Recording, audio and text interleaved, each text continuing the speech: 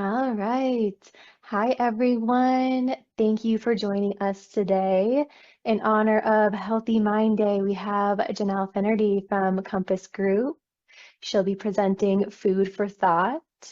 I would like to remind everyone to please stay muted throughout the presentation. And if you do have any questions, please feel free to send a message in the chat. And then with that, I will turn it over to Janelle. Thank you so much, Amber. Hi, everyone. Good afternoon. Welcome to Food for Thought, the Food Mood Connection webinar. Today, we are focusing on raising awareness, supporting our own mental health through diet and lifestyle choices in honor of World Mental Health Day, which is tomorrow, October 10th. My name is Janelle Finnerty, and I'm a registered and licensed dietitian. I have a Master's of Science degree in Health and Wellness Management. I have worked for many years in clinical, outpatient, private practice, as well as in the education field, leading professional development trainings and programs. I've also worked in corporate wellness, presenting seminars and healthy cooking classes, leaning strongly on my professional chef diploma. But one of my favorite jobs has been developing cooking classes for local youth. Seeing children master a knife skill or a cooking technique is total joy. I love helping people make science taste delicious. So today in our Food for Thought webinar, we will focus on how food may be linked to our moods and what we can do to improve mood through food choices and lifestyle. And I am so excited to present this information because it's pretty fascinating, and I hope you can bear with me when I get a little bit nerdy with some of the science. But I really want to give you a shopping list, essentially. So you're going to see a lot of delicious pictures and hopefully get some really practical, usable advice. Okay, but first I want to say, if you are struggling with mental health, please talk to a doctor or a therapist about ways that you can improve your mood. Today's webinar is not a substitute for professional care, and if you are experiencing significant distress or symptoms of mental illness, please seek out a qualified mental health provider. So first, I want to give a background on the understanding of basics of mental health. Did you know that 1 in 5 U.S. adults suffer from some type of mental illness each year, ranging from mild anxiety or depression to more serious mental health disorders? Many lifestyle behaviors affect mood. One of the most critical factors, though, is what you eat, but also how you eat. That's right, it's those eating habits. So it's not just what we're choosing to put on the plate, it's the environment that we're eating in as well. Also, a little primer on brain health and cognition. We used to think that our brains were set at birth, but now we know we are continually forming new connections and pathways. That means we can change our brain. That field is neuroscience, and more specifically, it's referred to as neuroplasticity. So we can change, form new connections and pathways, and improve our brain. Pretty exciting. This involves neurogenesis, which is the growth and development of new neurons. And I will be talking about this as we go through our webinar today. And now we should be asking ourselves, how can we shape our brains to function, work, and perform better? And the answer is with these bullet points: diet, which we're really what we're going to be talking about today, exercise, but also meditation gives you stronger neuro pathways. I think that's fabulous. Lifestyle, as well as getting adequate sleep. And super important, we're starting to discover more and more how important are social connections. So what's the connection between mental health and nutrition? Well, we know poor diet and nutrition is linked to chronic disease, and cognitive decline is correlated with diet. These common chronic disease conditions, which you see here, are associated with poor cognition, mood, and dementia. Obesity, heart disease, high blood pressure, diabetes, and high cholesterol. These are very common chronic diseases. Unfortunately, 75% of the world does deal with this. we see the root being inflammation and poor cellular health. It's the foods we eat and our lifestyle choices that can increase the inflammation. That is what is escalating the chronic disease. So when we look at a mass of studies and figure out what do we see as the trend, and we see poor dietary patterns associated with higher incidence of depression and anxiety. So here's where we have a little more impact on ourselves, right? It's what we choose to put on that plate. But we have to understand what's happening with once the food is, going through our bodies, what is it doing? Having a little information there might actually help us to choose foods a little differently, perhaps. So we need to feed ourselves healthy foods to make these neurotransmitters. Specific foods and nutrients do influence brain neurotransmitters. And what are neurotransmitters? They're basically chemical messengers that enable a signal or a message to get across a chemical synapse. So it's just it's the electricity that sends an impulse out and is received on the other end. So we've got to have really tight, good, strong neurotransmitters.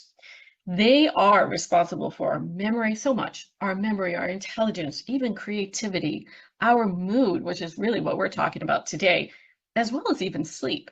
You might have heard of some of them: epinephrine, dopamine, serotonin. I feel like those are more buzzy words, but also acetylcholine, super important, GABA and glutamate. So actually, I'm going to back up one slide and stay on this one a little bit longer. Here's where I'm going to get a little bit nerdy, I guess. But also, the Western American diet, right? It's a high sugar, high fat, very processed food diet. And what studies have shown, though, unfortunately, is that high sugar and fat do cause changes to brain cells. Brain neurons become inflamed, much like getting bitten by a mosquito, and you get that inflammatory response. A high sugar and fat diet make our neurons hyper excitable and cause oxidative stress, which causes that inflammation, which is what I was talking about earlier, being the root cause of so many chronic diseases, right? So that oxidation causes the inflammation, and this impairs cognitive function. So high sugar and high fat also changes the neuroplasticity, actually changing how our neurons are able to form new connections. Concerning, very concerning, because neuroplasticity is required for our memory and so much that makes us us. So it seems that this high sugar, high fat diet, it's like it corrodes our brain cells and diminishes neurotropic factors, which is just a fancy word to say the factors in the brain that our cells use to grow and signal each other. They're reduced when we're eating a lot of sugar and fat over time, right? Holidays don't count, right? It's the chronic day-to-day in choices that we make. And if they tend to be much higher in sugar and fat, then we have some issues with cognitive function, most likely. So, putting those healthier foods on our plate is going to help our cognition, and it's going to help us be able to make those new connections, those neural pathways, right?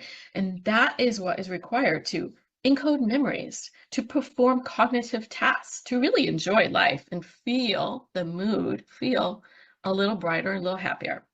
So now we're going to really get more into, now that you've had a little primer on brain health and how our brains kind of work and what they do with food, I would like to really jump into the food. So the food you choose does impact how you feel. It impacts your energy level, your mood, stress levels, of course, memory, right? We've been talking about that, attention span, concentration. A lot of it does have to do with blood glucose levels. I also want to give you a primer on gut health. I can't talk about brain health without talking about gut health, because the gut-brain axis, the gut-brain connection, or the gut-brain axis as it is now called, has all been talked about for actually thousands of years. Hippocrates even said all diseases begin in the gut. Many modern day researchers call the gut the second brain. So, first of all, there's a little distance between the gut and the brain, right? But it's connected by the vagus nerve, which runs from the abdomen to the brain and can carry information in both directions, much like a highway. In fact, the vagus nerve is the longest nerve in the body. It directly influences gut function and vice versa. So let's talk about the gut for a moment. The gut houses a microbiome, which is a complex network of nerves, hormones, and signaling molecules, and a complex ecosystem of microorganisms that all play a part and a very important role in digestion, nutrient absorption, and immune functions. The health of our gut microbiome, the trillions of bacteria in our digestive system, is closely linked to mental health. Research has shown that a healthy gut can reduce symptoms of depression and anxiety. So it's not all in your head, it's in your gut. Let's break this down a little bit more. So when you feel stressed or anxious, your brain sends signals to the gut that can lead to symptoms like nausea, stomach pain, some people vomiting, diarrhea, or even just butterflies in your stomach. On the other hand, a healthy gut microbiome can produce neurotransmitters such as serotonin. In fact, it's quite a whopping large amount of serotonin. It can produce 90 to 95% of our body's serotonin in the gut. And this is really important because that is considered, that and dopamine, and in fact, it produces about 50% of dopamine. They're considered the feel-good hormones. So this all influences both our mood and our GI activity. So a healthy gut is important for mood regulation and anxiety reduction. Many people think of depression and anxiety as a chemical imbalance in the brain, and this is certainly part of it, but these chemicals are created in the gut, not in the brain. So we really do need to think about our gut health and making sure we're optimally digesting food and understanding the relationship between gut health and brain health. So feed your brain, right? Your brain functions best. What are you going to give it? It functions best with high quality carbohydrates, which come from whole grains, fruits, and vegetables. When you're thinking about making a balanced meal, you definitely want to include those carbohydrates. They fuel the brain. In fact, it's the brain's preferred fuel source, carbohydrates. Your brain is constantly doing, even when your body is sleeping. It's a 24/7 command center for essential functions like breathing and heartbeat and even thoughts.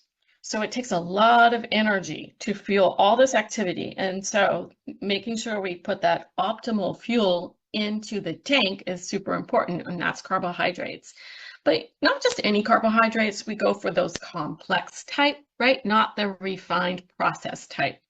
So it's the complex carbohydrates that fuel your brain and your muscles. Protein is essential, the building blocks for cells. We want healthy cells, so we want good protein, high quality protein, and healthy fats, because they build cell structure and they give us satiety, right? So we're not going to be overindulging. And of course, choosing whole foods that are minimally processed, that are bought in season is best because it'll be fresher and more vital with nutrients. Local, of course, limiting processed foods and refined simple foods. So again, those carbohydrates are in grains, a little bit in dairy, fruits, and vegetables, and are critical for brain health and mood. And studies, let me get to the next one. This one is super important, this page, because studies have shown that people who eat a diet that is filled with fruits and vegetables, they report higher levels of happiness compared to those who don't eat as many fruits or vegetables. So simply putting more fruits and veggies on the plate, if you only hear that in this webinar, that's super important for feeling better. We can show in studies that eating those fruits and vegetables matter. And to take it one step further, eat the rainbow. You might have heard that phrase before, but as many colors, different colors in from the fruits and vegetables and whole grains, right? I know they're mostly brown, but think about all the diversity out there. That is so important because those different shades of color are giving you different what are called phytochemicals. They're pigments. They're plant-based compounds, as well as antioxidants, vitamins, and minerals. And these all play a role in the creation of happiness hormones, as well as lowering your risk for so many different cancers, improving your odds for immunity, and for gut health. So really important to think about the shades. All right, now we're going to start getting into what foods are really good for gut health, and then we'll get into what foods are super relevant for improving mood. Most importantly, when it comes to good mood and good gut health, we're going to talk about probiotics. Basically, probiotics are beneficial bacteria. Fermented foods, they come from fermented foods that are going to replenish the good bacteria in our gut. It needs to be done just about every day to keep those optimal numbers of good bacteria. Neurons are influenced by good bacteria. So the probiotics in your gut influence those neurons, those neural pathways that promote those neurotransmitters. And good bacteria, why, you've probably heard it said many times, but it's really important to have that good bacteria. But really, why? Sometimes we just like to hear it because it limits inflammation. So again, there's that word inflammation. Really important to know. Did you know probiotics can help limit that inflammation? They also improve the ability to absorb nutrients from your food, and they activate those neural pathways between the gut and the brain. So now you're probably wondering, where can I get these probiotics? And I know most of us know yogurt, so I'm going to tell you other ways. Fermented foods like kimchi. What is that? Kimchi is a traditional Korean side dish that's salted and fermented vegetables. Kombucha, it's a fizzy, tart, fermented tea. Sauerkraut, miso, kefir, and tempeh are some examples of where you can find good bacteria.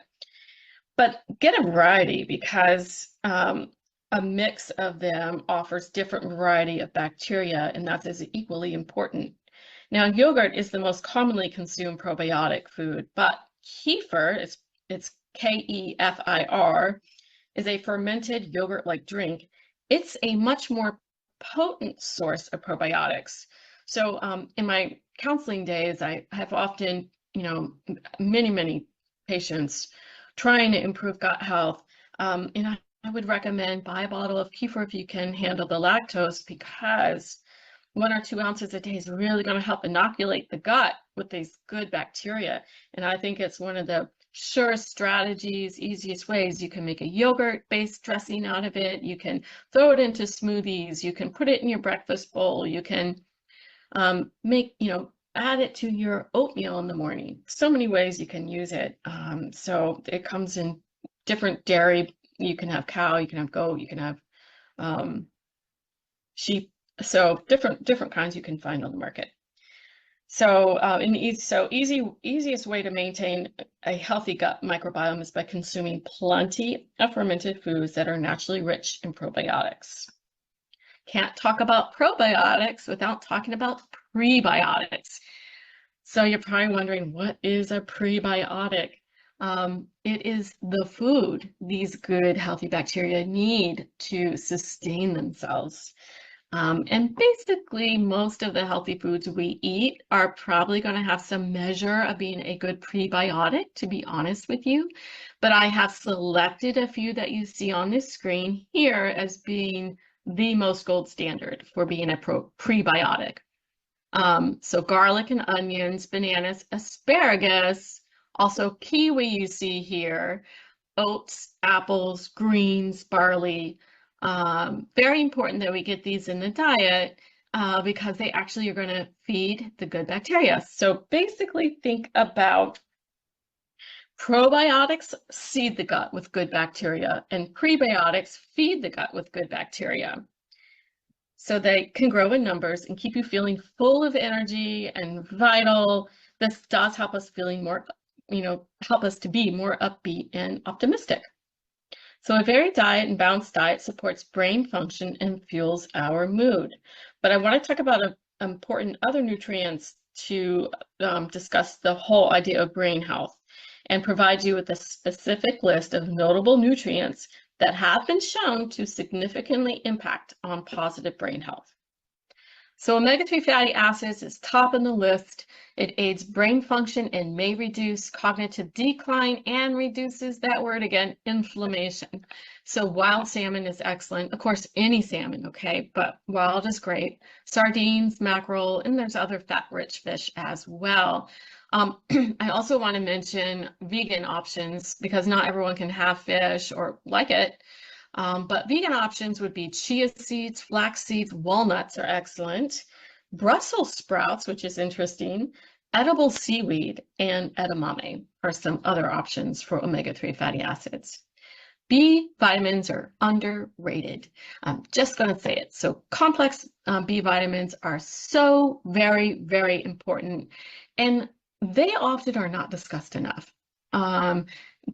Because they are so responsible for transforming the food we eat into energy, and they absolutely decrease the risk of depression and mood disorder. And I feel like they're glossed over so often. Beef liver is at the top of the list. Look, not everyone's going to eat liver, including myself. So leafy greens, legumes, nutritional yeast is a powerhouse of B vitamins. So if you like popcorn, sprinkle some nutritional yeast over it. Whole grains, orange juice, nuts, and seeds are great. But just a little more on those Bs. Without adequate levels, the body may lack the ability to efficiently convert carbohydrates and fats to energy. Leaves us feeling cranky, not so great, not so energetic. They also play a key role in regulating mood because of what I just said. So low levels of Bs have been linked to symptoms of depression, anxiety, and mood disorder. So, we want a well-rounded diet. Usually we will get our Bs that way. Another super important mineral is magnesium. It plays a critical role in many bodily functions. In fact, over 300 different pathways in the body it's used. It impacts our mood, our mental health, muscle, nerve function, blood pressure regulation, and our energy production. Magnesium is also involved in the production and regulation of neurotransmitters. We know, in fact, this is interesting because we know that when we have chronic stress in our lives, and to be quite frank, most of us do have chronic stress in our lives, we know that magnesium levels can be depleted, and it's a leading symptom of fatigue, irritability, and anxiety. Super important to think about ways to get magnesium at every meal. It is that important. In fact, I do often recommend supplementing magnesium because I find most of us don't get quite enough. And magnesium is responsible for so much in our body. But you're going to start seeing some of the same words over and over again, which is a good thing. Please put them on your shopping list. Leafy greens, nuts and seeds, whole grains. In fact, when it comes to seeds, pumpkin seeds are excellent sources of magnesium. Dark chocolate, that's probably the tastiest thing on the list here, but you do want to make sure you get 70% cacao, cocoa, however you want to say it, but around 70%. 45, fortified breakfast cereals, legumes and beans, dairy, tofu, salmon, bananas, and baked potatoes. Choline is very, very important. It supports cognitive function, memory, and vital brain development. Eggs top the list. Also liver, lean beef. You see a lot of protein sources here. Poultry, tofu, beans and legumes, but also wheat germ. Excellent to buy a little can of it, jar of it. Keep it in your fridge. And quinoa, and you can put wheat germ on everything. So it's tasty. I really want to spend a little time talking here about folate. Deficiency in folate. Look at this list. It's associated with depression, dementia, apathy, mood changes, lower cognition, and decreased social fun. We don't want that. So it's, again, part of the B complex vitamins. Folate is the same as folic acid. Some people refer to it as folic acid. I think of it as foliage because you find so much folate with the leafy greens. So also those citrus fruits, very important. Everyone should be having those citrus fruits. They're coming into season now. Whole grains, legumes. So really recognizing the power source of folate for mood changes and making sure that we, again, are getting those B vitamins and just the link between what we eat and how we feel. Selenium. Now, here's a mineral I don't hear enough about as well, and it's essential. It is a key regulator in that word again, inflammation and oxidative response. It's essential in mood consistency and immunity. So where do you find it? Brazil nuts top the list. In fact, I buy them in bulk and I keep them in my fridge.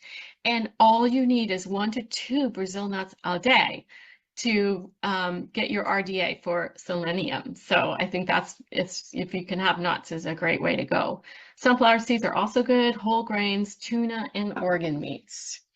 But selenium is thought to improve mood by reducing that inflammation, improving our blood vessel lining, the endothelial function, which is very, very important when it comes to inflammation, and enhancing our immunity. Okay, so vitamin D. You've probably heard a lot about vitamin D. I feel that this one has been discussed. I'm so glad about that because it is also intrinsic to mood regulation, irritability, and how we feel. So it helps to suppress that depressed feeling when we get optimal amounts of vitamin D. However, if you live in New England like I do, or if you live even in the Northern Hemisphere where we're getting ready for going into the fall winter months, where there's less sunshine, we're not outside quite as much, you might want to consider vitamin D supplementation because the list of vitamin D rich foods is very short. In fact, I too tend to supplement with it from October through May. It is very important that you check in with your physician to find out if that is recommended for you. And they can even test the levels of vitamin D you have.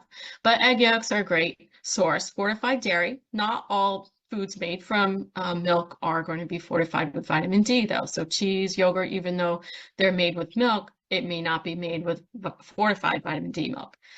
Fatty fish, and UV mushrooms. These are mushrooms raised under UV light. But obviously no one's going to eat enough mushrooms to get their vitamin D source. Or reach their vitamin D levels. So it is a consideration to supplement.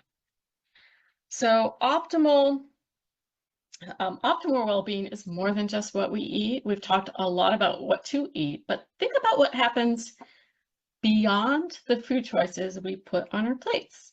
So when it comes to healthy eating, many see nutrition and what we eat at the forefront of wellness, but it's only part of the whole picture. True, what we eat and how much and how often we eat greatly impact our health, but optimal health depends on much more than what we put on our plates. So combining healthy eating with daily movement, adequate sleep, social connections, and reducing stress, that all adds up to optimal health. So we know food can impact our neurotransmitters and thus mood. What else can we do? So here's a little list. We can learn how to reduce stress. We can get enough Z's. We can move more and connecting with others.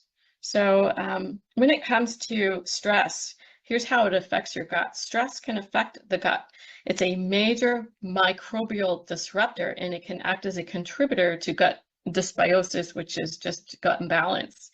In fact, an Ohio State University showed that stress decreases the mucosal production in the stomach, which, believe it or not, changes the composition, diversity, and amount of gut bacteria in the gut.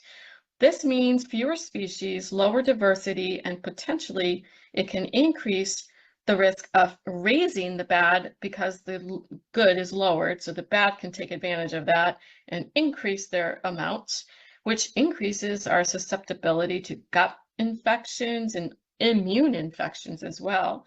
And of course, our mood can change as well. So really important to think about how we deal with stress.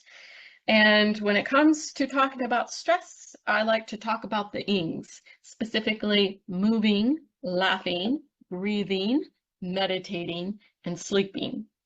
So important when we think about sleeping, because bedroom rituals are super important. You want to go to bed at consistent times.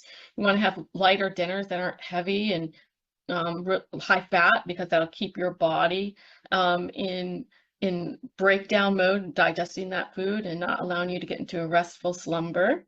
Staying cool is important, a darker room, and I think most important, unplugging from screens at least 30 minutes before bed, because I know if I get tempted and look at my phone, I'm not going to sleep as quick as I can.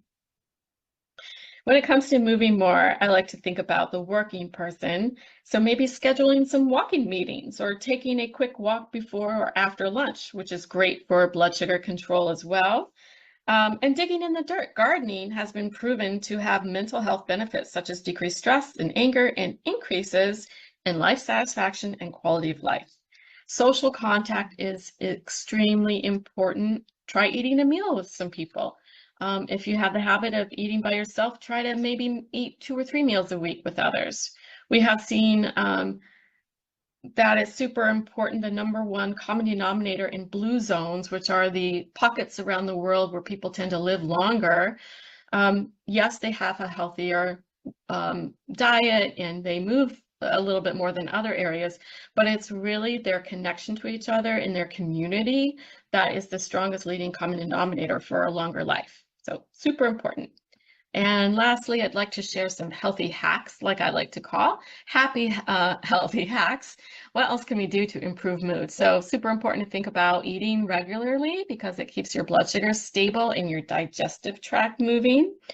And this is super important to space your meals out. So we call it a smooth mood and a smooth ride. Really, again, thinking about the people working, because overeating at lunch, I refer to this as a daytime drainer, because what's happening is it's diverting energy from the rest of your body to the stomach to digest that food. Now, for overeating high sugar and high fat foods, this can make you feel sluggish and uncomfortable, and it can dampen neuroactivity. Remember that, right? That's what the high sugar, high fat does. So your neuroplasticity is not going to be as vibrant. Also, peaks and valleys with insulin could be a problem, and of course, increased tiredness. Can't say enough how important it is to stay hydrated. Underrated. Water is so underrated. So staying hydrated can improve cognition and better digestion. In fact, if you have to do a talk or give a presentation, drink some water before that. Make sure you are well hydrated before such a thing. Dehydration definitely leads to fatigue, low energy, and a lot of other symptoms. Also, I want to mention avoiding too much caffeine, coffee, or even energy drinks. I know how popular they are these days. So curbing coffee and caffeine-containing beverages to about 2 servings a day is also important for mood. So a healthy lifestyle can improve your mood. Thinking a little bit more about what and how we eat can really impact our mental health. I hope I've given you a little more food for thought today, and I want to thank you for your time and attention, and I hope that you have a great and delicious day. And I am available if anyone has any questions.